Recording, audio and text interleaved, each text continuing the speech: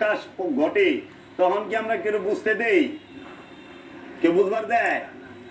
বুঝারই কাজে না, ইমুন আলা বলা সাইডে থাকি, জানি ভালো মাছটা উল্টে খাই পারে না। এটা হলো গোপন, গোপনেরও গোপন রাইখা দিছে।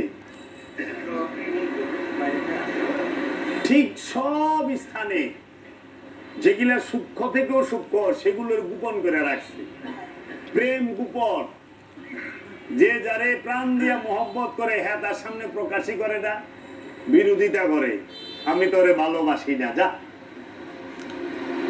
আর যে নাকি মনে করেন মতলবালা হ্যাঁ খালি সামনে আইবার করবো আমি তোমাকে ছাড়া বাঁচবো না, দেখেন না সুর সুরটা জামাই আছে না কত বাইরা কাম করে আইছে বউর সামনে কে সাধু সন্তোষালী, একদম কিচ্ছু বুঝে না। আসলে না, ওইল প্রেমে চরম প্রেম যার মধ্যে থাকে হ্যাঁ সব সময় অভিমানে বয়ে থাকে, রাগে না, অভিমান। আমার অভিমান ভাঙ্গাও দেখে জাগতিকের মধ্যেও যে যারে সবচেয়ে বেশি ভালোবাসে সে খালি অভিমান করে, পান থেকে চুর খসলে অভিমান, হ্যাঁ কেউ সামনে যায় পারবো না, হ্যাঁ সহ্যই হয় না, আমি যাবে না, হারানোর ভয় থাকে।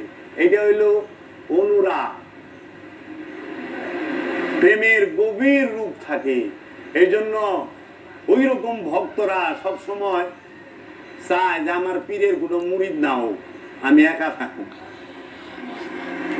হ্যাঁ, এলে শয়তান কি চাইছে, কেউ আল্লাহর জানি না হয়, ও একা আল্লাহর হইব।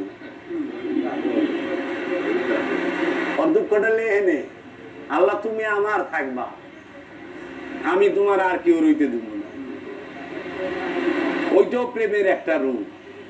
বা গো শয়তান হইবার গেল যোগ্যতা লাগে, ফার্স্ট ক্লাস কথা কোনই যাইব না।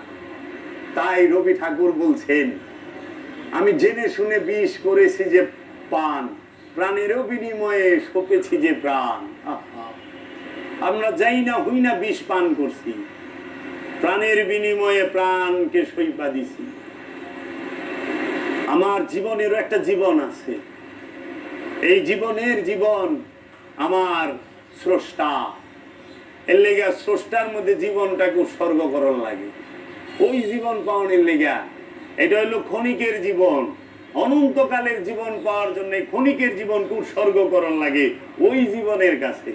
এর লেগা দেখেন না, যারা প্রেম করে তারা নিজের ইচ্ছাটাকে উৎসর্গ করে তার প্রেমের ইচ্ছার কাছে, মানে ওইটা বাচ্চা হোক আর বউ হোক অথবা জামাই।